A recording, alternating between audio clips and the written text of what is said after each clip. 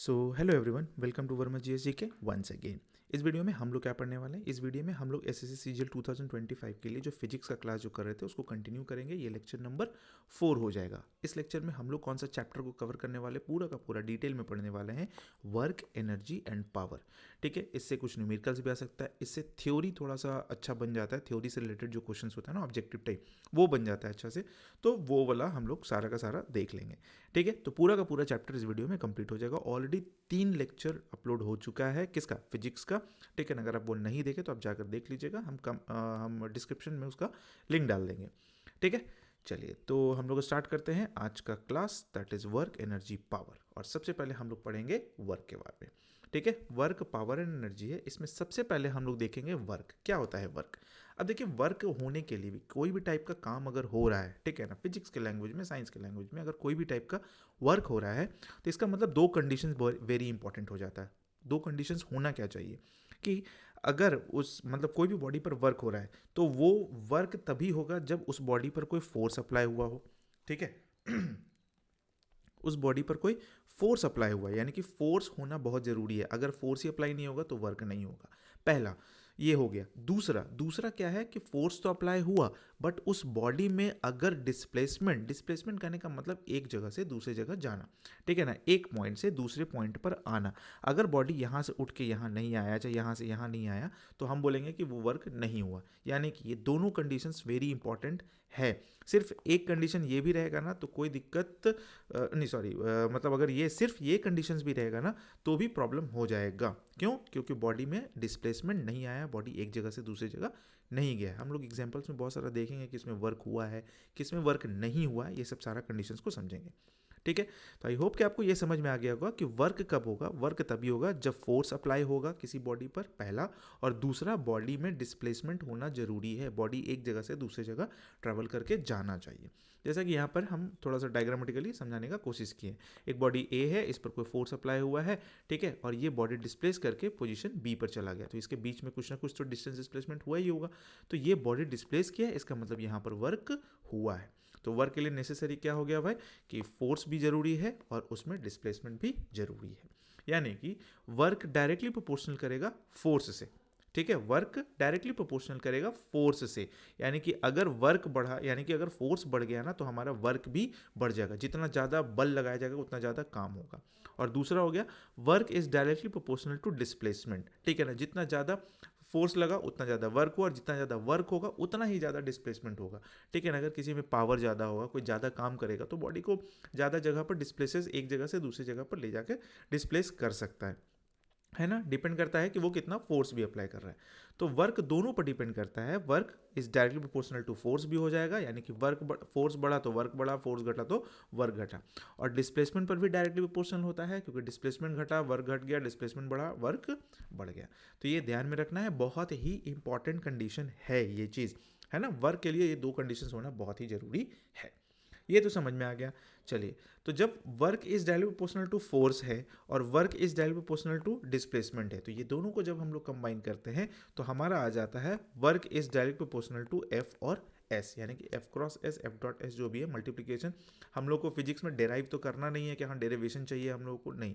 हम लोग को क्या बेसिक्स चीज़ जान जाना है। हम लोग को न्यूमेरिकल्स बनाने आ जाना चाहिए कि हाँ फार्मूला का यूज़ करके न्यूमेरिकल्स कैसे बनाएंगे, यूनिट्स क्या है ये देख लेना है, उसका वर्क कहाँ है, थ्योरेटिकली वो कहाँ यूज़ हो जाता है, ये सब चीज़ देखना होता है। तो work is directly proportional to F, work is directly proportional to displacement. जब कंबाइन किए तो हमारा एक फॉर्मूला निकल के आया, W is equal to F into S. ठीक है ना, यानी कि work done is equal to force into displacement. ध्यान में रखिएगा, work done is equal to क्या हो गया, work done is equal to हो गया हमारा फोर्स और इंटू डिस्प्लेसमेंट। तो ये बहुत ही इंपॉर्टेंट फॉर्मूला हो जाता है। अब बात करते हैं, अब जब हमको क्वांटिटी मिल गया है ना, फिजिकल क्वांटिटी मिल गया, तो उसका यूनिट भी तो जानना है ना कि वर्क को आखिर किस चीज़ में मेजर करते हैं। तो यूनिट ऑफ वर्क क्या होगा, तो निकाल लेते हैं भाई। फॉर्मूला हमको तो पता है, फोर्स है और डिस्प्लेसमेंट। तो फोर्स का यूनिट क्या होता है, न्यूटन है, जो कि ऑलरेडी हम लोग पढ़े हैं। फोर्स का यूनिट क्या होता है, न्यूटन होता है, और डिस्प्लेसमेंट का यूनिट क्या होता है, मीटर होता है। जब ये दोनों को मल्टीप्लाई करते हैं तो न्यूटन मीटर आता है। और यही न्यूटन मीटर को क्या बोलते हैं हम लोग, जूल भी बोलते हैं। क्यों बोलते हैं, क्योंकि ये एक साइंटिस्ट थे James Prescott joule, James Prescott joule, जो बताए थे ये सब चीज़ के बारे में, तो उन्हीं के नाम पर थोड़ा इसको रख दिया गया। पहले के टाइम में यही होता था कि कुछ भी लोग नया अचीव करते थे ना उसको अपने नाम से जोड़ देते थे, क्योंकि उस समय रोक टोक करने वाला कोई लोग नहीं था। अभी एक नया रूल बनाने जाओ, आपको 500 आदमी तो ऐसे ही अभी अभी व्हाट्सएप स्टेटस में लगा दो तो 500 आपका जितना कांटेक्ट होगा ना 100 में से 95 लोग आपको ही ब्लेम करने लग जाएगा, क्या बना दिया है, गलत है, ये है वो है, सब तेज हो जाएगा। ऐसे कोई कुछ नहीं बोलेगा, लेकिन तब आपको सब कुछ तेज दिखने, सबको तेज दिखने लग जाएगा, अरे हाँ ये तो गलत किया है, ये यहाँ इसमें फॉल्ट है, यहाँ फॉल्ट है। लोग आपका सिर्फ फॉल्ट ही फॉल्ट ढूंढेगा, अच्छा ही आपका नहीं दिखेगा, आप नया चीज़ बनाने का कोशिश कर रहे हैं, बाकी सब कंबल में सोया हुआ रहेगा और कुछ नहीं। ठीक है, तो ध्यान में रखिएगा। तो ये हो गया जूल, जेम्स प्रेस्कॉट जूल। तो हमारा वर्क का जो यूनिट हो गया वो क्या हो गया, जूल हो गया। अगर हम लोग इसको सीजीएस में देखते हैं ना तो जूल को हम लोग अर्ग बोलते हैं, क्या बोलते हैं, अर्ग। ध्यान में रखिएगा, सीजीएस यूनिट में हम लोग इसको अर्ग का नाम देते हैं। जैसे न्यूटन को डाइन देते हैं ना, उसी तरीके से जूल को क्या देते हैं, अर्ग नाम देते हैं, ERG। ध्यान में रखिएगा। ओके, चलो भाई यहाँ पर देख लेते हैं, न्यूटन मीटर है। अब देखो न्यूटन मीटर तो है, लेकिन कंडीशंस कुछ भी पूछा जा सकता है ना, क्वेश्चंस में कुछ भी पूछ सकता है।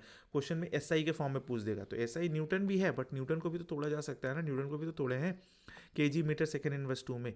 तो केजी मीटर सेकेंड इनवर्स 2 और इनटू मीटर हो गया, तो ये जब दोनों कंबाइन किए तो आ गया मेरा KG metre square second inverse 2। तो ये मेरा बन गया क्या चीज़, ये बन गया मेरा यूनिट ऑफ वर्क। तो यूनिट ऑफ वर्क आपको न्यूटन और मीटर भी ऑप्शन में दिया जा सकता है, यूनिट ऑफ वर्क आपको KG metre square second inverse 2 भी दिया जा सकता है, ये सब भी दिया जा सकता है। क्लियर हो गया? ठीक है, चलो भाई डायमेंशन देख लेते हैं। तो डायमेंशन में हम लोग MLT यूज़ करते हैं, केजी के लिए मास यूज़ करते हैं, मीटर के लिए लेंथ यूज़ करते हैं, L यूज़ करते हैं, और समय के लिए यानी कि टाइम के लिए T यूज़ करते हैं। तो M पर तो मेरा कोई भी पावर नहीं है, L पर मेरा 2 पावर है, और T पर -2, तो ML स्क्वायर T इनवर्स 2। ठीक है, ये हो गया हमारा डायमेंशन। सीजीएस में जैसा कि हम बता दिए कि जूल को हम लोग क्या बोलते हैं, अर्ग बोलते हैं। अगर रिलेशन देखा जाए जूल और अर्ग में, तो 1 joule is equal to 10⁻7 erg होता है। 1 joule is equal to 10⁻7 erg होता है। Sorry 1 joule is equal to 10⁻7 erg होगा सीजीएस यूनिट में, ध्यान में रखा है। तो 1 kilo joule is equal to कितना होगा, 1 kilo joule is equal to हो जाएगा 10⁻3 जूल। किलो में हम लोग 10⁻3 लगाते हैं। 1 मेगा जूल में 10⁻6 जूल लगाते हैं। 1 गीगा जूल में हम लोग 10⁻9 जूल लगाते हैं। तो बहुत सारा चीज़ है, बहुत सारा यूनिट हम लोग को देखने को मिलता है। तो जब क्वेश्चंस मिलता है तो क्वेश्चंस के बेसिस पर हम लोग उसको वैसे ही अप्लाई करते हैं। तो आई होप कि आपको यहाँ तक पूरा का पूरा चीज़ समझ में आ गया होगा। चलिए नेक्स्ट में आते हैं। अब वर्क जो हो रहा है ना, under the influence of gravity हो रहा है, मतलब अब बॉडी को ऊपर से कहीं गिराया जा रहा है, चाहे ऊपर से कहीं गिर रहा है। इन दिस केस क्या हो जाएगा, फोर्स जो होता है ना वो वेट के बराबर हो जाता है। क्यों, क्योंकि फोर्स अप्लाई तो हो नहीं रहा है, धरती अपनी तरफ उसको खींच रहा है। तो धरती जब खींचता है तो क्या अप्लाई होता है भाई, तो वेट अप्लाई होता है। और वेट को हम लोग क्या बोलते हैं, mg, है ना। वेट इज इक्वल टू क्या होता है, mg, ध्यान में रखिएगा। तो इसका मतलब फोर्स की जगह पर हम लोग डायरेक्ट mg पुट कर सकते हैं। तो W is equal to F into S, तो हम लोग पढ़ें F के जगह अगर mg पुट कर दिए, और जब बॉडी ऊपर से गिर रहा है तो डिस्प्लेसमेंट की जगह पर हाइट लेना ज़्यादा उचित रहेगा, क्योंकि किसी प्रॉपर हाइट से नीचे आ रहा है ना। तो W इज इक्वल टू क्या हो गया, mgh। W is equal to mgh, जहाँ m हो गया mass of the body, h हो गया height of the body from it falls, है ना।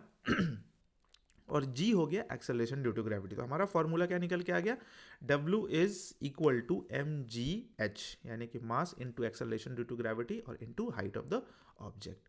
अब यहाँ पर एक चीज़ आता है कि एक्सेलरेशन ड्यू टू ग्रेविटी, तो एक्सेलरेशन ड्यू टू ग्रेविटी होता क्या, ऑलरेडी डिस्कस किए हुए हैं हम। पता नहीं क्या क्या हो जाता है।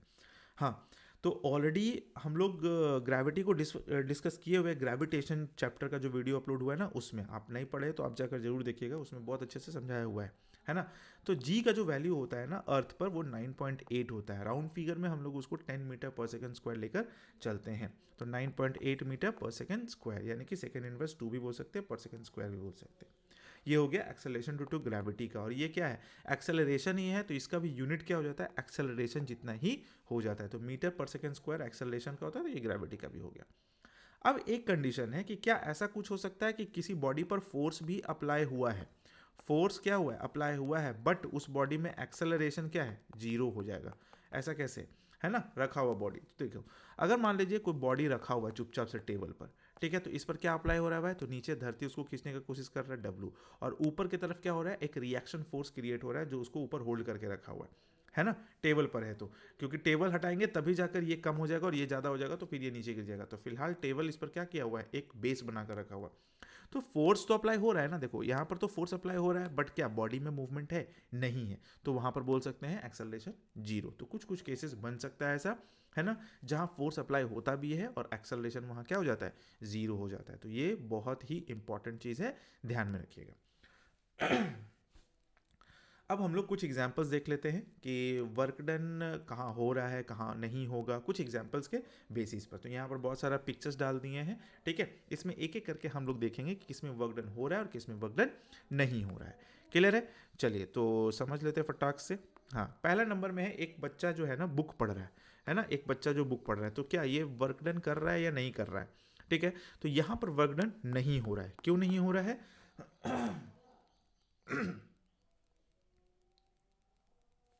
यहाँ पर वर्क डन क्यों नहीं हो रहा है, क्यों, क्योंकि मेंटली कुछ फोर्स अप्लाई हो रहा है मानते हैं, बट क्या बॉडी मूव कर रहा है, एक जगह से दूसरी जगह जा रहा है, नहीं जा रहा है, जिसके वजह से हम लोग बोलेंगे कि यहाँ पर वर्क डन अप्लाई नहीं हो रहा है। तो यहाँ पर सीधा ये क्रॉस लग जाएगा कि यहाँ पर वर्क डन अप्लाई नहीं हुआ, ठीक है। चलिए दूसरा में है, यहाँ पर कोई है जो स्विमिंग कर रहा है। अब स्विमिंग कर रहा है इसका मतलब क्या हो रहा है, एक बॉडी एक जगह से दूसरी जगह पर जा रहा है, एक एंड से दूसरे एंड पर जा रहा है। तो हम लोग बोलेंगे कि यहाँ पर वर्क डन हो रहा है, इसलिए इसमें हम लोग क्या करेंगे, हम लोग टिक लगा देंगे, यहाँ पर वर्क डन हो रहा है, ठीक है, यहाँ पर वर्क डन हो रहा है। चलिए नेक्स्ट में आते हैं, यहाँ पर क्या है, यहाँ पर है विंड मिल चल रहा है और पानी खिंचा रहा है, विंड मिल चल रहा है और पानी खिंचा रहा है, तो क्या वर्क डन हो रहा है। तो देखिए अगर पानी खिंचा रहा है तो पानी एक जगह से उठकर दूसरी जगह पर आ रहा है, इसका मतलब पानी को खींचने में जो ताकत लगाया जा रहा है वो फोर्स भी अप्लाई हो रहा है और एक जगह से दूसरी जगह डिस्प्लेस भी हो रहा है। दैट मीन्स कि हम बोल सकते हैं कि इसमें भी वर्क डन हो रहा है। तो यहाँ पर भी क्या हो गया, वर्क डन मेरा कंप्लीट हो गया, यानी कि काम हुआ, ठीक है। नेक्स्ट में क्या है, नेक्स्ट में देखते हैं, यहाँ पर है एक पेड़ है और पेड़ से फल गिर रहा है, ठीक है ना। तो पेड़ से जब फल गिर रहा है तो इसका मतलब क्या हो गया, हमको ये बताइए कि यहाँ वर्क डन हो रहा है या नहीं हो रहा है, डेफिनेटली हो रहा है। पेड़ फल पहले यहाँ था, अब कुछ फोर्स लगा, कुछ एक्सटर्नल अनबैलेंस फोर्स लगा और वो पेड़ नीचे आकर गिर गया। तो यहाँ पर भी हमारा बोलेंगे कि फोर्स अप्लाई हो रहा है। नेक्स्ट में कौन सा है भाई, तो नेक्स्ट में ये बच्चा है जो ना दीवार को धक्का दे रहा है, ठीक है ना, दीवार को धक्का दे रहा है तो और दीवार मूव नहीं कर रहा है, ये ताकत तो लगा रहा है, यहाँ पर एफ लग रहा है, बट क्या डिस्प्लेसमेंट हो रहा है, नहीं हो रहा है, जिसके वजह से हम लोग क्या बोलेंगे कि ये जो है ना ये थक भी जाएगा, तो हम बोलेंगे ये काम नहीं कर रहा है, ये काम नहीं कर रहा है, ठीक है। नेक्स्ट में आते हैं, यहाँ पर ड्राई फ्रूट्स कुछ रखा हुआ। अब ड्राई फ्रूट्स क्या हो गया, जैसे मान लीजिए किशमिश है, ये वो कुछ भी है, तो वो ड्राई हो गया, कम हो गया। तो सन का एनर्जी यानी कि एक तरह का कोई भी टाइप का जो अनबैलेंस फोर्स है उस पर लगा, पानी सूख गया, कुछ एनर्जी लगा, ये वो लगा, क्या इसमें कुछ डिस्प्लेसमेंट हुआ, नहीं हुआ। तो यहाँ पर भी बोलेंगे कोई भी टाइप का वर्क नहीं हुआ, कोई भी टाइप का वर्क नहीं हुआ। नेक्स्ट में है, यहाँ पर एक ट्रेन का इंजन जो है ना पीछे बहुत सारा बोगीज को खींचते लेके हुआ आ रहा है, तो क्या इसमें वर्क हुआ, तो इसमें बोलेंगे ईजिली इसमें वर्क हो रहा है, क्योंकि ये एक जगह से दूसरी जगह मूव कर पा रहा है। क्या इस सेल बोट में वर्क हो रहा है, डेफिनेटली हो रहा है, क्यों, क्योंकि ये सेल बोट है, हवा के फोर्स से क्या होगा, एक जगह से वो दूसरी जगह ट्रेवल करके चला जाएगा। तो इसमें बोलेंगे कि इसमें वर्क हो रहा है, इसमें वर्क हो रहा है। अब देखिए यहाँ पर है एक बच्चा है चुपचाप से लेकर खड़ा है, ये हंस रहा है यहाँ पर, ठीक है, एक बच्चा बाल्टी लेके खड़ा है और ही करके हंस रहा है। तो क्या ये कुछ बल तो लगा रहा है, क्या ये फोर्स डिस्प्लेसमेंट में चेंज हुआ, मतलब डिस्प्लेसमेंट कुछ लेकर आया, नहीं, चुपचाप से खड़ा है तो नहीं, हाँ चल रहा होता तो मानते, बट अगर खड़ा है तो यहाँ पर इसके थ्रू कोई भी तरह का काम नहीं हो रहा है, भले ये थोड़ा देर में थक जाए, इसके हाथ से बाल्टी छूट जाए, डजेंट मैटर, बट ये काम नहीं किया। ये अगर बोलेगा कि हम इतना देर से काम कर रहे थे, बाल्टी लिए हुए थे, तो उसको दो झाप लगाने वाला हिसाब है और कुछ नहीं, वो काम नहीं कर रहा था, जीरो वर्क डे। यहाँ पर एक गधा है जो बहुत सारा सामान ढो के बैठा हुआ है, खड़ा हुआ है, सिर्फ चुपचाप से खड़ा है, ठीक है, मूव नहीं कर रहा है। तो क्या ये कुछ काम कर रहा है, ये भी कुछ काम नहीं कर रहा है, क्यों, क्योंकि इस पर बर्डन फोर्स तो आ रहा है बट डिस्प्लेसमेंट नहीं आ रहा है। तो ये यहाँ पर क्या हो जाएगा, ये इस पर कुछ भी काम अप्लाई नहीं हो रहा है, ठीक है। तो ध्यान में रखना है, वो कंडीशंस को समझते हुए बनाना है कि हाँ किस पर वर्क डन हो रहा है, किस पर वर्क डन नहीं हो रहा है, ठीक है। आई होप कि आपको इतना समझ में आ गया होगा। चलिए अब हम लोग देख लेते हैं work done at an angle, मतलब अगर एंगल के बेसिस पर काम हो रहा है, जैसे हम लोग कहीं सफ़र करने के लिए जाते हैं, ट्रैवलिंग करने के लिए जाते हैं, तो ट्रॉली बैग लेके जाते हैं, तो उसको क्या करते हैं, स्क्रॉल करते हैं, है ना, स्क्रॉल नहीं बोल सकते उसको, ट्रॉल करके खींच के लेके जाते हैं, ठीक है। तो मान लेते हैं यहाँ पर मेरा एक बॉडी है और यहाँ पर लगा हुआ और इसको हम लोग खींचते जा रहे हैं, तो फोर्स मेरा इस डायरेक्शन में लग रहा है, डायरेक्शन ऑफ फोर्स, तो बॉडी मूव कर रहा होगा इधर, तो इसको बोलते हैं हम लोग कंपोनेंट्स ब्रेक करना। सिंपल भाषा में समझते हैं, हम लोग को 11th-12th में पूछना नहीं है, इसको कंपोनेंट्स ब्रेक करना बोलता है। तो अगर थीटा जो है ना वो अगर हॉरिजॉन्टल लाइन से अगर लगा हुआ है, थीटा जो है मेरा हॉरिजॉन्टल लाइन से लगा हुआ है, तो हम बोलेंगे क्या कि मेरा नीचे वाला जो कंपोनेंट है वो कॉस थीटा में टूटेगा, और थीटा अगर इधर लगा हुआ रहेगा, इसके अलावा जो है एक वर्टिकल वाला वो हो जाएगा हमारा साइन थीटा। डिपेंड कर रहा है कि थीटा कहाँ पर है। अगर ये थीटा यहाँ पर होता, ठीक है ना, तो हम इसको बोल देते कॉस थीटा, इसको बोल देते साइन थीटा, तो ध्यान में रखना है। तो ये वर्टिकल वाला फिलहाल इस कंडीशन में क्या हो गया, साइन थीटा हो गया, और ये वाला कॉस थीटा हो गया, ठीक है। ये बॉडी मूव कर रहा है, एंगुलर लेके चलता जा रहा है, एक इंसान ट्रॉली खींच रहा है, आप भी ट्रॉली कहीं खींच के लेके जाते होगे तो आपको पता होगा, ठीक है।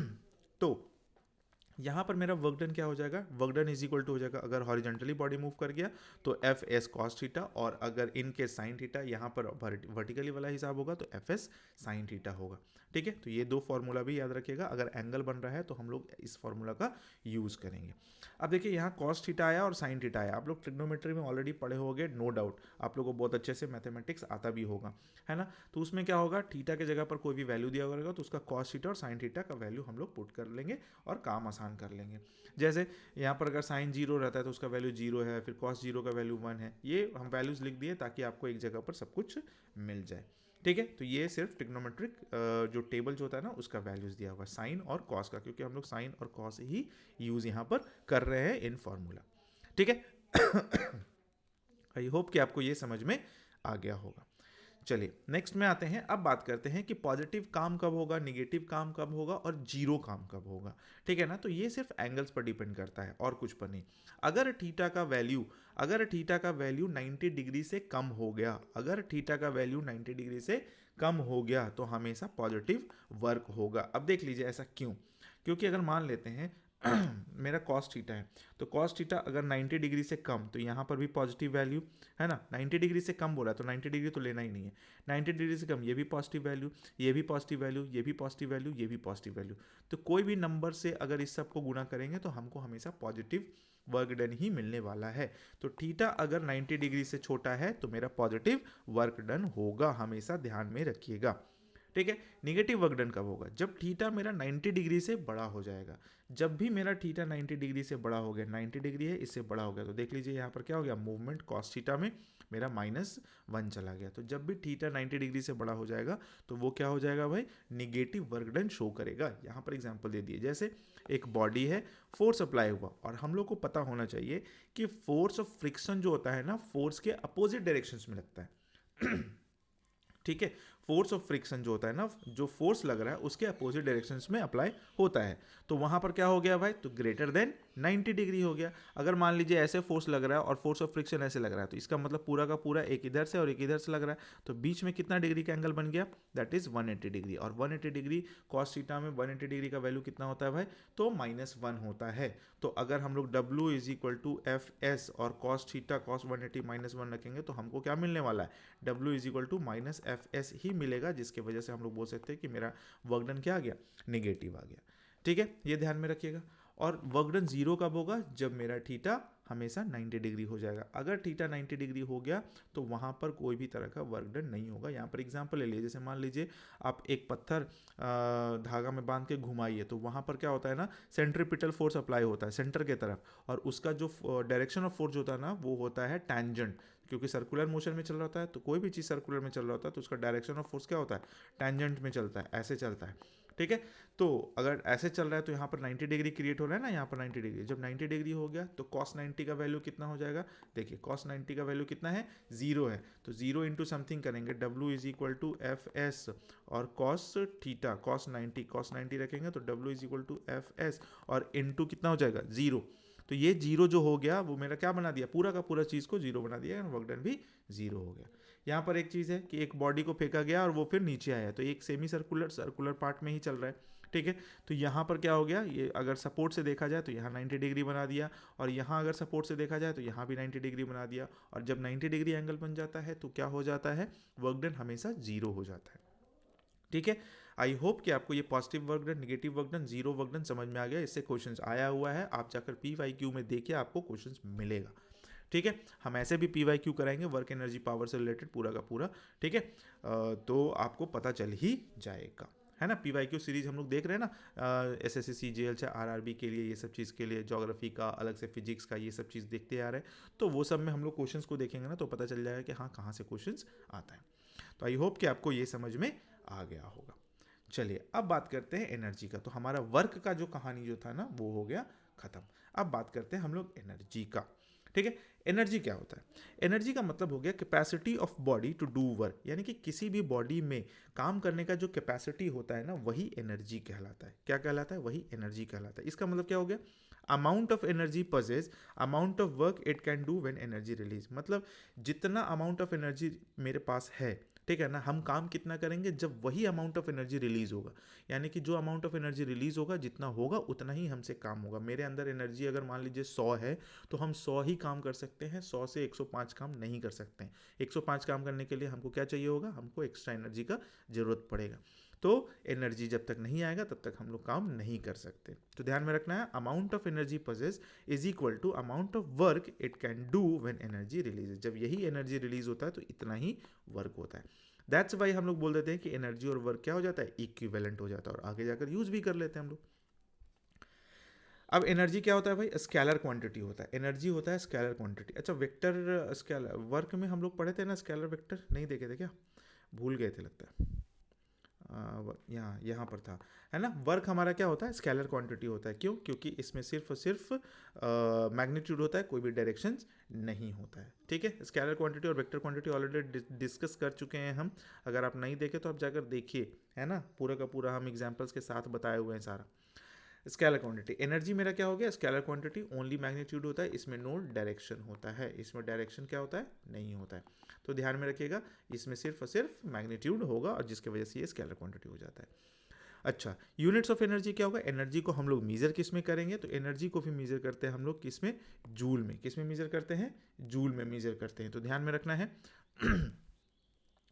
Energy of atomic particle is so small. अगर हम लोग एटॉमिक पार्टिकल के फॉर्म में आते हैं, यानी कि एकदम बहुत छोटा एटॉमिक पार्टिकल के भी अगर उसके लेवल पर जाते हैं, एटॉमिक के लेवल पर, तो एनर्जी जो होता है ना उसका एटॉमिक पार्टिकल का बहुत छोटा होता है, जिसको हम लोग इलेक्ट्रॉन वोल्ट में मेजर करते हैं। तो 1 electron volt is equal to कितना होता है, 1.6 इंटू 10⁻⁻19 जूल। ध्यान में रखिएगा, 1 electron volt is equal to 1.6 into 10⁻⁻19 joule. ये बहुत ही इंपॉर्टेंट वैल्यू है ना। चलो भाई, अब बात करते हैं फॉर्म्स ऑफ एनर्जी का। अब एनर्जी है तो बहुत तरह तरह का एनर्जी होगा, है ना, तो बहुत तरह का एनर्जी होगा, तो फॉर्म्स ऑफ एनर्जी देख लेते हैं क्या क्या है फॉर्म्स ऑफ एनर्जी में।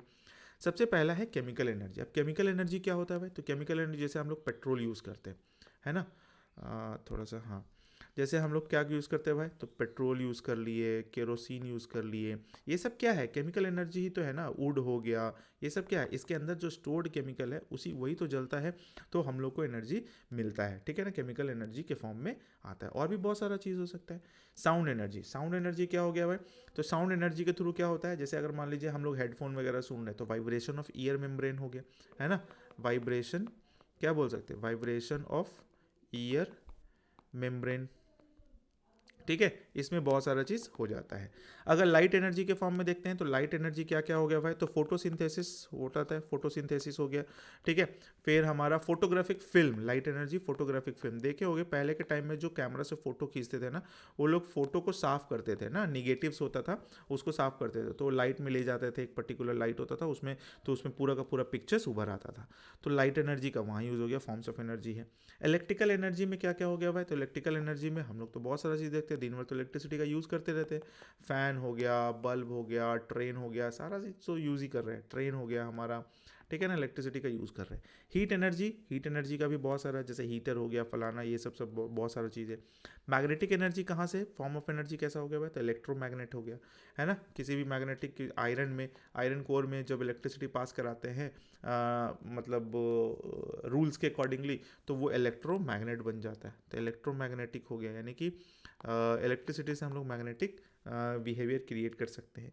न्यूक्लियर एनर्जी हो गया, न्यूक्लियर एनर्जी में हम लोग क्या पढ़ते हैं, न्यूक्लियर एनर्जी में हम लोग पढ़ते हैं फ्यूजन, है ना, फ्यूजन पढ़ते हैं, फिर फीजन पढ़ते हैं, ये सब सारा चीज़ पढ़ते हैं। तो फ्यूजन हो गया, सन वगैरह का जो एनर्जी होता है फ्यूजन फीजन पर ही होता है, ठीक है। तो ध्यान में रखिएगा, इतना types of energy, forms of energy होता है, और भी बहुत सारा होता होगा, बट यहाँ पर इंपॉर्टेंट वाला चीज़ हम लोग डिस्कस कर दिए। Chemical energy, sound energy, light energy, electrical energy, heat energy, magnetic energy, nuclear energy, है ना। चलिए भाई, ये तो हो गया। अब बात करते हैं मैकेनिकल एनर्जी का। ये भी एक टाइप ऑफ एनर्जी ही है, लेकिन इसको अलग क्यों रखें, इसको अलग रखने का वजह मेरा ये था कि मैकेनिकल एनर्जी जो है ना इम्पॉर्टेंट है। और इम्पॉर्टेंट क्यों है, क्योंकि एनर्जी जब पढ़ते हैं ना तो उसमें हम लोग दो चीज़ पढ़ते हैं, काइनेटिक एनर्जी, पोटेंशियल एनर्जी। और यही दोनों का जो सम हो जाता है ना, सम जब दोनों को प्लस कर देते हैं ना, तो हमको मैकेनिकल एनर्जी मिलता है, इसलिए इसको अलग रख दिए। तो मैकेनिकल एनर्जी क्या हो गया, मैकेनिकल एनर्जी दो टाइप का होता है, एक काइनेटिक एनर्जी और एक पोटेंशियल एनर्जी। काइनेटिक एनर्जी को अलग पढ़ते हैं, पोटेंशियल एनर्जी को अलग पढ़ते हैं। अब देखिए काइनेटिक एनर्जी होता क्या है, ये जो है ना, ये एक ऐसा एनर्जी है जो रिलेट करता है मोशन से। अगर कोई भी बॉडी अगर मोशन में है, कोई भी बॉडी अगर मोशन में है ना, तो वो काइनेटिक एनर्जी शो करता है। जैसे एग्जांपल में ले लेते हैं ना काइनेटिक एनर्जी, जैसे हमारा मूविंग फैन हो गया, है ना, मूविंग फैन हो गया। फिर क्रिकेट बॉल क्रिकेट खेलते हो गया तो आप लोग को पता ही होगा, क्रिकेट बॉल हो गया, ये सब काइनेटिक एनर्जी में रहता है ना। फिर डैम में रखा हुआ पानी हो गया, ये सब सारा चीज़ क्या हो गया, काइनेटिक एनर्जी रखा हो गया। ऊपर से अगर पानी का मतलब दरवाज़ा खोल देते हैं डैम का, तो पानी ऊपर से बहुत तेज़ी से आता है। तो जहाँ मूवमेंट है वहाँ पर काइनेटिक एनर्जी अप्लाई होगा। फॉर्मूला क्या होता है काइनेटिक एनर्जी का, तो kinetic energy is equal to 1/2 mv square. मतलब क्या हो गया, m is equal to mass और v स्क्वायर, यानी कि v is equal to velocity. इससे ये पता चलता है कि काइनेटिक एनर्जी मास पर भी डिपेंड करता है और काइनेटिक एनर्जी वेलोसिटी के स्क्वायर पर भी डिपेंड करता है। तो kinetic energy is directly proportional to m। जब मास बढ़ेगा तब तक काइनेटिक एनर्जी ऑटोमेटिक बढ़ जाएगा। काइनेटिक एनर्जी अगर बढ़ा हुआ है तो इसका मतलब मास भी उसका बढ़ेगा, इसलिए ऐसा ग्राफ बन जाता है। और kinetic energy is directly proportional to v square. वही कंडीशन है कि काइनेटिक एनर्जी बढ़ेगा तो बढ़ेगा, तो जो वेलोसिटी है ना उसका स्क्वायर से वेलोसिटी बढ़ेगा, वेलोसिटी का स्क्वायर से वो इंक्रीज करता चला जाएगा। तो ध्यान में रखना है, दोनों ग्राफ भी इंपॉर्टेंट हो जाता है। अब बात करते हैं पोटेंशियल एनर्जी का। पोटेंशियल एनर्जी क्या होता है, पोटेंशियल एनर्जी होता है रिलेटेड टू हाइट। अगर कोई भी चीज़ हाइट पर रखा हुआ है, जैसे डैम में स्थिर स्टोर्ड किया हुआ पानी, जैसे ही दरवाज़ा खोलते हैं तो क्या हो जाता है भाई, तो डैम से पानी ऊपर से नीचे आता है और नीचे लगा हुआ टरबाइन को अपना काइनेटिक एनर्जी के रखा हुआ है अभी पोटेंशियल एनर्जी, लेकिन जब फ्लो कर रहा है तो काइनेटिक एनर्जी में जो एनर्जी जो क्रिएट हुआ है उस एनर्जी के थ्रू क्या करता है, टरबाइन को घुमा देता है, फिर जनरेटर घूमता है, फिर इलेक्ट्रिसिटी जनरेट होता है, फिर हम लोग के पास भी आ जाता है। That is known as the hydro electricity. उसी को बोलते हैं कि पानी से हम लोग कैसे बना रहे हैं, डैम में इलेक्ट्रिसिटी कैसे बन रहा है, ये सब चीज़ वही है ना। रिलेटेड टू हाइट हो गया, तो P E is equal to क्या हो जाएगा, M G H. P E is equal to क्या हो जाएगा, एम जी एच। मास हो गया, एक्सेलरेशन ड्यू टू ग्रेविटी हो गया, और हाइट हो गया। याद होगा आपको जब हम लोग क्या पढ़ रहे थे, W is equal to M G H under influence, यानी कि work done under influence of gravity के फॉर्म में पढ़ रहे थे, तो वहाँ पर भी एम जी एच का फॉर्मूला आया था। तो ध्यान में रखना है। तो P E is directly proportional to mass, potential energy is directly proportional to gravity, और potential energy is directly proportional to H. जितना ज़्यादा हाइट होगा उतना ज़्यादा अच्छा से पोटेंशियल एनर्जी काम करेगा, जितना ज़्यादा मास होगा उतना ज़्यादा अच्छा से पोटेंशियल एनर्जी काम करेगा, जितना ज़्यादा ग्रेविटी होगा उतना अच्छा पोटेंशियल एनर्जी काम करेगा। जैसे घर में रखा हुआ जो टंकी जो होता है वो बहुत ऊपर में होता है, छत पर होता है। क्या आपके रूम के बगल में अगर टंकी रख दिया जाएगा तो नल से पानी आएगा? अगर मान लीजिए गिरता भी है, इन केस मान लीजिए, ठीक है ना, तो बहुत एकदम सूता जैसा, एकदम धागा जैसा पानी गिरेगा, बहुत फोर्स होगा ही नहीं पानी में। छत पर रखा हुआ है इसलिए हम लोग नल खोलते तो बहुत फोर्स से पानी गिरता है। तो वहाँ क्या यूज़ होता है, just like a theory of dam, क्योंकि ऊपर में पानी स्टोर करके रखा हो, जैसे हम लोग नल खोलते हैं वहाँ से ऊपर से प्रेशर लगता है और वो काइनेटिक एनर्जी को, पोटेंशियल एनर्जी को काइनेटिक एनर्जी में कन्वर्ट करते हुए नीचे आता है और नल से पानी गिर जाता है। ठीक है, तो ध्यान में रखने वाली चीज़ है पोटेंशियल एनर्जी, काइनेटिक एनर्जी, इससे बहुत सारा क्वेश्चंस बन सकता है, लॉट्स ऑफ क्वेश्चंस है प्रीवियस ईयर में, वो सब हम लोग बनाएंगे इस वीडियो में। तो इस वीडियो में तो हम लोग थ्योरी पढ़ रहे हैं, यानी कि इस सीरीज में तो सिर्फ थ्योरी पढ़ रहे हैं, जो जब हम लोग प्रैक्टिस करेंगे क्वेश्चंस को तो उसमें हम लोग पूरा का पूरा भरपेट क्वेश्चंस को सॉल्व करेंगे, ताकि कोई भी टाइप का क्वेश्चन आ जाए वर्क एनर्जी पावर से हम लोग को छोड़ना नहीं है। साइंस से क्वेश्चन नहीं छूटना चाहिए, खास करके फिजिक्स और केमिस्ट्री तो से तो छूटना ही नहीं चाहिए। बायो को तो हम देख ही लेंगे, बायो को भी हम पढ़ा देंगे, बायो से भी क्वेश्चन छूटना ही नहीं चाहिए, ठीक है ना। क्वेश्चंस का लिमिट्स होता है, ये आप मानिए, क्वेश्चंस का लिमिट्स होता है, ठीक है ना। अगर आप वर्क से क्वेश्चन पूछ लिए तो 10 साल तक वर्क से कितना क्वेश्चन पूछ लोगे, सब क्वेश्चंस को सॉल्व कर लो ना, ठीक है। तो अगर दिमाग से थोड़ा सा खेलोगे ना तो मेरे हिसाब से लगता है कि आप बहुत आसानी से क्वेश्चंस को क्रैक कर सकते हो, क्वेश्चंस को सॉल्व कर सकते हो, ठीक है। आप देखोगे, आपको पता चल जाएगा, आप क्वेश्चन पेपर उठाओ, बार बार देखो क्वेश्चंस को, प्रीवियसली कितना आया था, ठीक है ना। ये सब चीज़ बहुत लोगों का कहना है कि प्रीवियस ईयर से पढ़ने का कोई मतलब नहीं बनता है, लेकिन मेरे हिसाब से PYQ से पढ़ने का बहुत फ़ायदा होता है। चाहे वो आप 10th में हो, 11th में, 12th में हो, कहीं भी हो, आपको अगर कोई भी एग्ज़ाम क्रैक करना है तो आपका एकदम सीक्रेट मंत्र यही है कि आपको PYQs लगाना पड़ेगा, PYQ सॉल्व करना पड़ेगा। PYQ से क्वेश्चंस आते हैं, क्वेश्चंस और उससे बहुत ज़्यादा कॉन्सेप्ट भी क्लियर हो जाता है, क्योंकि आपके पास बहुत सारा पहले से ही क्वेश्चन है ना। अगर आपको गाड़ी चलाने नहीं आता है तो आपको अचानक से गाड़ी चलाने पर बैठा दिया जाएगा तो आपको दिक्कत होगा, लेकिन आप पहले से चलाते आ रहे थोड़ा थोड़ा थोड़ा करके, आपका हाथ फ्री नहीं है तो आपको लगेगा चलो ठीक है थोड़ा सा फ्री कर लेते, उसके बाद तो आराम से चला ही लेंगे। तो बहुत सारा ऐसा चीज़ होता है जिसमें पहले से हम लोग को डर लगता है, बट एक बार आप उसमें मर्ज कर जाते हो ना, सीखने लग जाते हो और बनाने लग जाते हो क्वेश्चंस को ना, तो आपको हैबिट हो जाता है कि अरे क्वेश्चन आएगा सॉल्व कर देंगे, ठीक है। तो ये ध्यान में रखने वाली चीज़ है, ठीक है। थोड़ा ज़्यादा ही लेक्चर हो गया यहाँ पर, चलिए आगे बढ़ते हैं। ट्रांसफॉर्मेशन ऑफ एनर्जी का हम लोग बात करते हैं। अब एक फॉर्म से एनर्जी दूसरे फॉर्म में ट्रांसफ़र कर रहा है, एनर्जी ट्रांसफॉर्मेशन हो रहा है, ठीक है। तो इसको, ये तो बहुत ही इंपॉर्टेंट हो जाता है, क्वेश्चंस मतलब बहुत सारा बनता है इससे, ठीक है। यहाँ पर एक एग्जांपल लिए कि कैसे एनर्जी ट्रांसफ़र होता है। जैसे पहला है potential energy of water in dam, dam में पानी रखा हुआ है तो पोटेंशियल एनर्जी हो गया, ठीक है ना, वो रखा हुआ है। अब उसके आगे step kinetic energy of falling water, अब जैसे ही गेट खोल दिए तो क्या हो गया, पानी ऊपर से नीचे आने लग गया, तो वो क्या चीज़ में कन्वर्ट हो गया, kinetic energy of falling water, potential energy kinetic energy में कन्वर्ट हो गया। उसके बाद क्या हो गया, kinetic energy of blades of turbine, अब क्या हो गया, वो ब्लेड से टकराया और ब्लेड्स को भी चक्कर लगाने लग गया, चक्कर क्योंकि गोल घूम रहा था, उसमें कुछ ऐसा मैकेनिज्म किया कि वो गोल घूमने लग गया, घूमते घूमते घूमते घूमते अब उसमें भी काइनेटिक एनर्जी आ गया।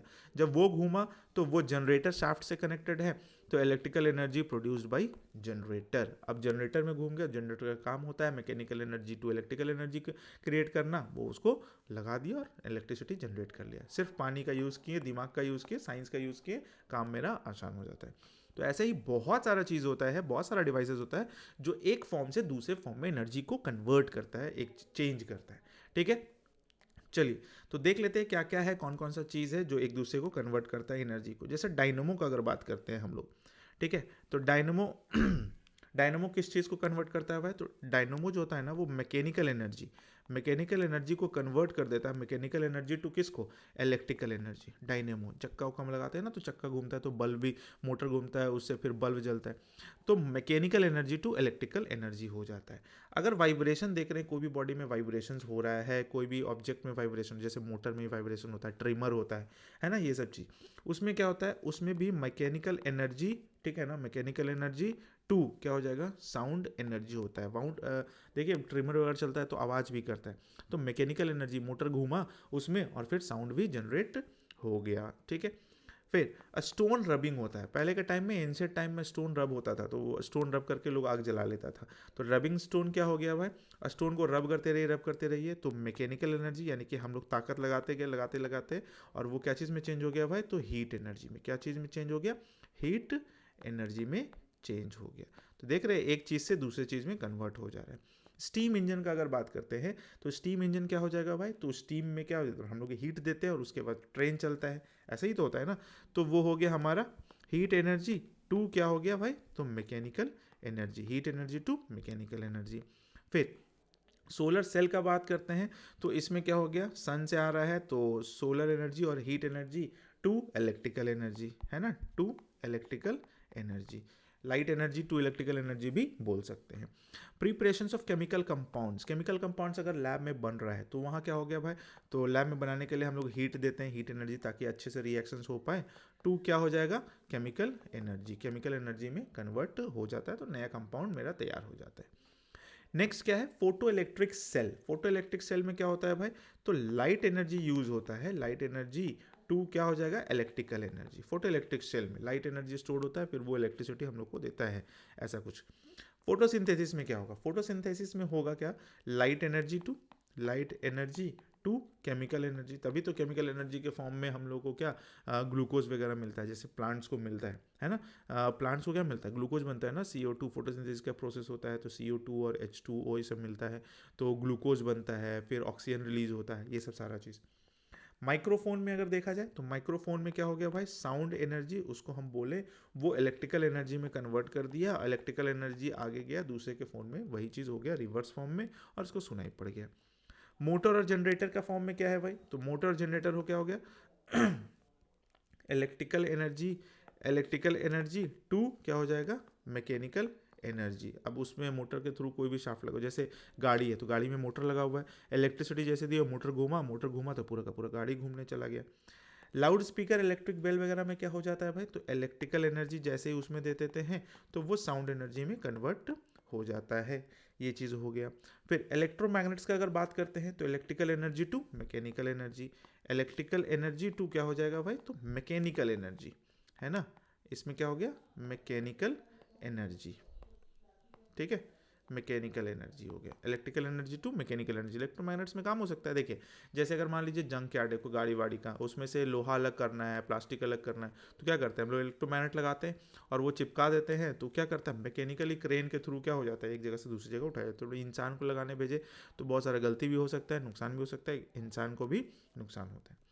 इलेक्ट्रोलाइसिस में क्या होता है भाई, तो इलेक्ट्रिकल एनर्जी देते हैं और टू केमिकल एनर्जी, यानी कि केमिकल एनर्जी में कन्वर्ट हो जाता है। जैसे अगर मान लीजिए वाटर को हमको वाटर से अलग करना, हाइड्रोजन और ऑक्सीजन को, तो उसमें इलेक्ट्रिसिटी डाल देते, तो इलेक्ट्रोलाइसिस प्रोसेस हो गया और उसमें से हाइड्रोजन अलग कर लिया और ऑक्सीजन को भी अलग कर लेते। नेक्स्ट में टेलीविजन में क्या हो गया टेलीविजन में क्या हो गया भाई, तो इलेक्ट्रिकल एनर्जी हम लोग उसमें देते हैं, ये कन्वर्ट कर देता है क्या चीज़ में भाई, तो लाइट एनर्जी में, लाइट एनर्जी में, साउंड एनर्जी में, हीट एनर्जी में, है ना, लाइट और हीट बोल सकते हैं, साउंड तो हो जाता है स्पीकर वगैरह लगा हुआ रहता है इस वजह से, तो लाइट और हीट एनर्जी में कन्वर्ट कर देता है, ठीक है। हीटर को अगर देखा जाए तो हीटर में होता है क्या, इलेक्ट्रिकल एनर्जी हम लोग देते हैं, वो कन्वर्ट कर देता है किस में भाई, हीट एनर्जी में, है ना, वो एनर्जी कन्वर्ट कर देता है हीट एनर्जी में। बल्ब में क्या हो जाता है, इलेक्ट्रिकल एनर्जी हम लोग देते हैं और वो कन्वर्ट कर देता है एक heat energy and light energy, heat और लाइट दोनों दे देता है। कंपस में क्या हो जाता है, मैकेनिकल एनर्जी मैग्नेटिक एनर्जी, है ना, मैग्नेटिक एनर्जी यूज होता है किसमें भाई, तो मैकेनिकल एनर्जी में, ठीक है, इंपॉर्टेंट है, ध्यान में रखिएगा। मैग्नेटिक क्या चीज़ में हो जाता है, मैग्नेट उसमें लगा हुआ होता है और अर्थ के बिहेवियर के बेसिस पे कंपास का मूवमेंट होता है, तो मैकेनिकल मूवमेंट कर रहा था ना कांटा, उसका जो निडल होता है, वो चीज़ हो गया। मैचस्टिक क्या हो गया भाई, तो केमिकल होता है, उसमें सल्फर है, ये सब चीज़ होता है, रब करने के बाद केमिकल एनर्जी कन्वर्ट हो जाता है किस में भाई, तो लाइट एनर्जी में, केमिकल एनर्जी कन्वर्ट हो जाता है लाइट एनर्जी में। एनर्जी सेल, अगर सेल यानी कि बैटरी वगैरह का बात करते हैं तो वो क्या हो जाता है, केमिकल टू क्या हो जाएगा, इलेक्ट्रिकल एनर्जी, ठीक है ना, इलेक्ट्रिकल एनर्जी, ध्यान में रहेगा। रेस्पिरेशन का बात करते हैं तो रेस्पिरेशन हो जाएगा केमिकल टू हीट एनर्जी, है ना, chemical to heat energy, heat energy में चेंज हो जाता है रेस्पिरेशन। हम लोग जैसे सांस लेते हैं तो केमिकली अंदर बहुत सारा काम होता है ना, और अंदर में क्या होता है, हीट जनरेट होता है, ताकत मिलता है ना, एनर्जी वगैरह क्रिएट होता है, सब चीज़ केमिकल एनर्जी। क्रैकर्स, पटाखा जिसको बोलते हैं ना, शादी वादी में जो उड़ता है, क्रैकर्स हो गया, वो हो गया हमारा क्या, केमिकल एनर्जी में होता है, उसको कन्वर्ट कर देते हैं हम लोग क्या भाई, तो लाइट एनर्जी में, फिर हीट एनर्जी में, फिर साउंड एनर्जी में, ये सब चीज़ में कन्वर्ट हो जाता है, आवाज़ करता है। न्यूक्लियर रिएक्टर का बात करते हैं तो न्यूक्लियर रिएक्टर क्या हो जाएगा, न्यूक्लियर एनर्जी कन्वर्ट हो जाता है किस में भाई, तो इलेक्ट्रिकल एनर्जी में, है ना। उसमें बहुत सारा रेडियो एक्टिव एलिमेंट्स वगैरह होता है जिसके वजह से वो न्यूक्लियर एनर्जी कन्वर्ट कर देता है इलेक्ट्रिसिटी में, ठीक है ना। इलेक्ट्रिसिटी बहुत हैवी बन जाता है। सन में अगर बात करते हैं तो सन में क्या होता है भाई, तो न्यूक्लियर एनर्जी ही होता है वहाँ पर, न्यूक्लियर फ्यूजन, है ना। तो न्यूक्लियर एनर्जी टू क्या हो जाएगा भाई, वो हाइट में और हीट में और लाइट में चेंज हो जाता है, तो हीट एंड लाइट एनर्जी में कन्वर्ट हो जाता है। Stone falling from the roof हो रहा है तो ये क्या होगा, मान लीजिए कोई ऊपर से कोई पत्थर नीचे की तरफ गिरा है तो नीचे आएगा तो आवाज़ करेगा, ठीक है ना। तो ये हो गया सबसे पहले क्या, ये साउंड एनर्जी यहाँ पर हो गया, साउंड एनर्जी हो गया, ठीक है। अब ऊपर से कोई पत्थर को गिराया गया तो मान लेते हैं वहाँ पर मैकेनिकल एनर्जी है ना, मैकेनिकल एनर्जी है, कोई आदमी को कोई चीज़ से गिराया गया तो मैकेनिकल एनर्जी क्या चीज़ में क्रिएट हो गया, साउंड एनर्जी में हो गया। अगर मान लीजिए आग लग गया चिंगारी की वजह से तो वहाँ लाइट एनर्जी, फिर हीट एनर्जी, बहुत सारा चीज़ में कन्वर्ट हो जाता है, इंटर कन्वर्जन भी बहुत सारा चीज़ में हो जाता है, ठीक है। तो आई होप कि आपको इतना सारा एग्जाम्पल्स समझ में आ गया होगा transformation and conversion of energy के फॉर्म में। चलिए नेक्स्ट में देखते हैं law of conservation of energy is very important, हम लोग देखते हैं इसको, समझ लेते हैं। Law of conservation of energy क्या बोलता है, energy can neither be created, energy को ना तो क्रिएट किया जा सकता ना ही डिस्ट्रॉय किया जा सकता है, ये सिर्फ कन्वर्ट होता है from one form to another form, एक फॉर्म से दूसरे फॉर्म में कन्वर्ट होता है, जैसा कि हम लोग इसमें एग्जांपल्स में देखते आए, chemical to light, chemical to heat, chemical to sound, ऐसा करके बहुत सारा चीज़ कन्वर्ट हो रहा है सिर्फ एक जगह से दूसरी जगह, मतलब एक बॉडी टू दूसरे बॉडी टू ट्रांसफर हो जा रहा है और कुछ नहीं, ठीक है ना। ना क्रिएट कर सकते हैं ना ही डिस्ट्रॉय कर सकते हैं। यहाँ पर दिया गया कि कोई बॉडी है यहाँ पर, यहाँ पर, यहाँ पर, तो कोई बॉडी को यहाँ पर से गिराया गया तो ये रेस्ट में था, तो यहाँ पर टोटल मैकेनिकल एनर्जी जो होगा ना वो भी जितना होगा वही यहाँ पर होगा, क्योंकि बॉडी मूवमेंट में है तो टोटल मैकेनिकल एनर्जी यहाँ पर और टोटल मैकेनिकल एनर्जी यहाँ पर, काइनेटिक प्लस पोटेंशियल पूरा का पूरा इक्वल होगा, इसलिए यहाँ पर E1 E2 E3 लिख दिए हैं। E1 is equal to E2 is equal to E3, ये E1 E2 E3 क्या है, मैकेनिकल एनर्जी, और मैकेनिकल एनर्जी क्या होता है भाई, काइनेटिक और प्लस पोटेंशियल। काइनेटिक और पोटेंशियल को जोड़ते हैं तो हम लोग को mechanical energy, total mechanical energy मिलता है, और हर तीनों केसेस पर, तीनों पोजीशंस पर, ठीक है ना, टोटल मैकेनिकल एनर्जी क्या है, सेम है, टोटल मैकेनिकल एनर्जी क्या है, सेम है, ध्यान में रखिएगा। ये सब चीज़ हम लोग नाइन्थ में ना प्रूफ करते थे, है ना, नाइन्थ में प्रूफ करते थे हर एक केसेस पर। अगर आप लोग को ध्यान में होगा तो आप लोग कमेंट सेक्शन में बताइए कि हाँ हाँ नाइन्थ में ये सब चीज़ हम लोग पढ़े, law of conservation of energy, है ना। Law of conservation of energy हो गया, law of conservation of momentum हो गया, ठीक है ना, law of conservation of mass हो गया, केमिस्ट्री में पढ़ते थे, वो सब चीज़ पढ़े हुए हैं हम लोग एक्चुअली, और वही चीज़ को हम लोग यहाँ पर थोड़ा सा समझ ले रहे हैं एग्जाम पॉइंट ऑफ व्यू से। चलिए अब नेक्स्ट में आते हैं पावर, है ना। एनर्जी खत्म हो गया, वर्क मेरा पहले खत्म हो गया था, अब एनर्जी खत्म हो गया, अब स्टार्ट करते हैं हम लोग पावर। पावर को भी खत्म कर लेते हैं, बहुत बड़ा टॉपिक नहीं है ये। चलिए पावर का क्या होता है, रेट ऑफ डूइंग वर्क, है ना। रेट ऑफ डूइंग वर्क मतलब हम किस रेट से, किस चाल से, मतलब रेट से काम कर रहे हैं, मतलब कितना जल्दी जल्दी काम कर रहे हैं, कितना स्लो स्लो काम कर रहे हैं, है ना, ये चीज़ है। तो rate of doing work is known as power, rate of doing work is called power.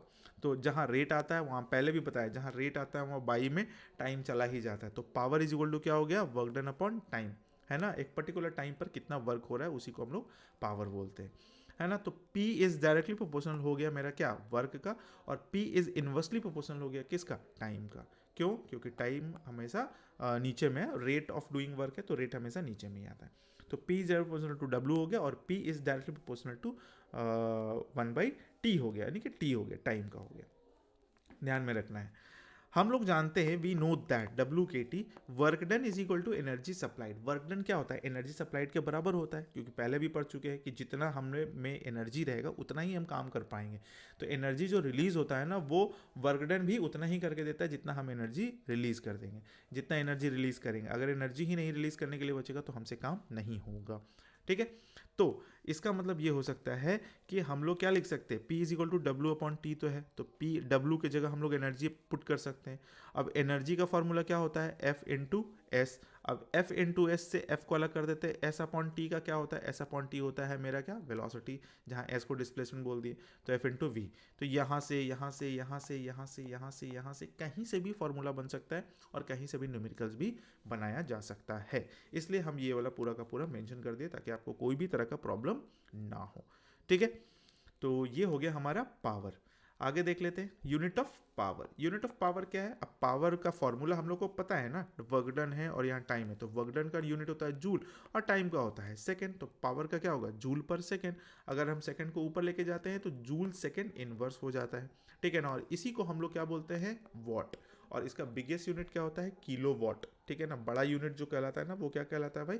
Kilo watt. तो ध्यान में रखिएगा, अगर बिगेस्ट में जाते हैं, ठीक है, बिगेस्ट में जाते हैं तो किलो वॉट हो जाता है ये, है ना, यानी कि 1000 वॉट के बराबर। चलिए आगे आते हैं। अगर हम लोग देखते हैं 1 kilo watt is equal to 10⁻³ watt, 1 mega watt is equal to 10⁻6 watt और 1 giga watt is equal to 10⁻9 watt. ये हो गया।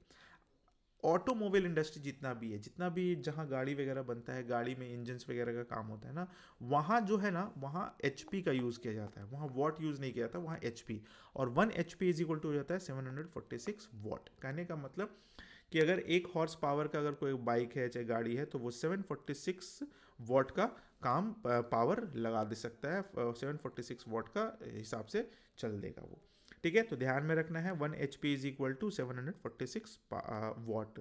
ट्रैक्टर वगैरह में लिखा हुआ रहता है, ट्रैक्टर शोरूम वगैरह में देखिएगा, चाहे ट्रैक्टर नया नया लेते हैं तो उसमें एक जो पैम्पलेट देता है उसमें लिखा हुआ रहता है ना कि हाँ ये 30 HP है, 35 HP है। इसका मतलब सोच रहे हो 30 HP है तो 746 इंटू 30 उतना पावर जनरेट वो कर सकता है।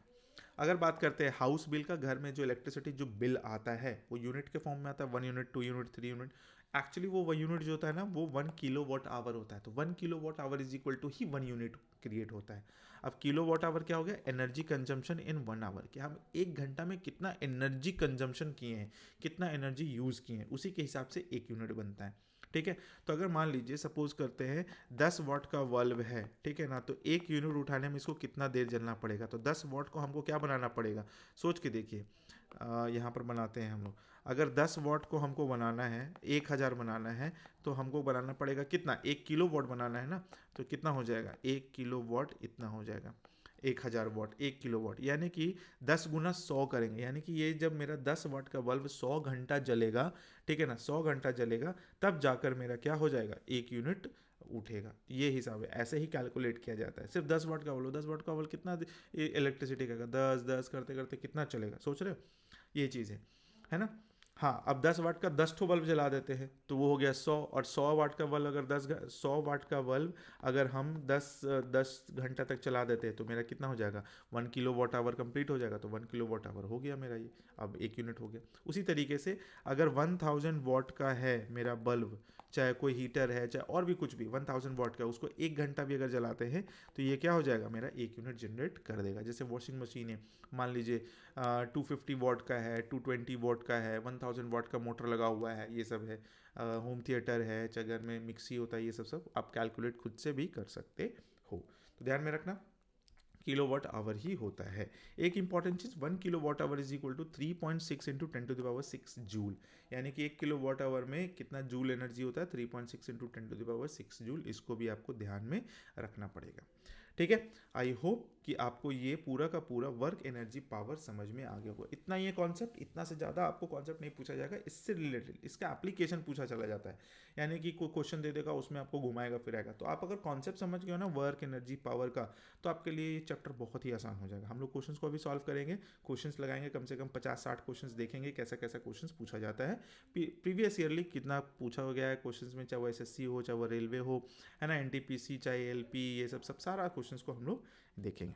तो अगर आपको वीडियो अच्छा लगा तो वीडियो को लाइक ज़रूर कर लीजिएगा, सब्सक्राइब नहीं किए हैं तो चैनल को सब्सक्राइब भी कर लीजिएगा, ठीक है ना। बहुत मेहनत लगता है और उस मेहनत का फल के बेसिस पर हमको सिर्फ और सिर्फ आपका एक सब्सक्राइब चाहिए, सब्सक्रिप्शन चाहिए और कुछ नहीं चाहिए। आप सब्सक्राइब कर दीजिए, लाइक कर दीजिए। कोई भी डाउट हो, कोई भी आपको सुझाव देना है ना, तो आप कमेंट सेक्शन में लिखिए, हम हर एक कमेंट्स को पढ़ते हैं, रिप्लाई भी करते ही हैं, ठीक है ना। हाँ, बशर्ते कि हम उसको देखते ही हैं, ऐसा नहीं है कि नहीं देखते, तो देख के हम रिप्लाई जरूर करते। तो आपको कोई भी सुझाव देना हो, कोई भी तरह का डाउट हो, आप मेरे से पूछ सकते हो, है ना, वो हम आपको ज़रूर क्लियर कर देंगे, ठीक है। चलिए, तो अब मिलते हैं नेक्स्ट वीडियो में कुछ नए चैप्टर्स के साथ। कुछ बहुत सारे चैप्टर्स और भी पढ़ना बाकी है, वर्क एनर्जी पावर तो हो गया, तो एक नए चैप्टर के साथ मिलते हैं नेक्स्ट वीडियो में। तब तक के लिए thank you so much, take care, bye bye.